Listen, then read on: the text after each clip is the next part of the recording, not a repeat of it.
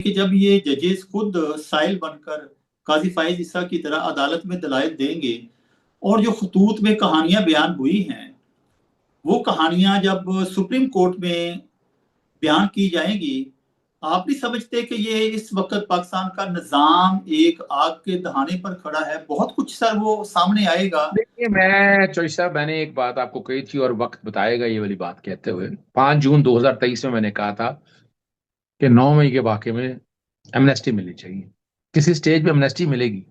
ये मेरी बात याद रख लीजिएगा।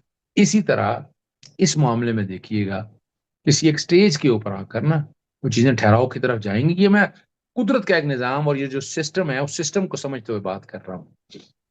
इसलिए मैं बार बार कहता हूं कि पाकिस्तान तहरीक इंसाफ इस निजाम में आगे आना चाहती, जब तक एग्रेशन में नहीं आएगी, सड़कों पे नहीं निकलेगी, एहतजाज। अभी थोड़ा सा देखे ना, अभी थोड़ा सा एहतजाज किया ना, केस फिक्स हो रहे हैं।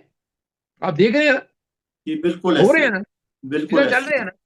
इस एग्रेशन को बढ़ाना होगा, इस एग्रेशन को बढ़ाएंगे तो आपको नताइज उसके मुताबिक मिलेंगे।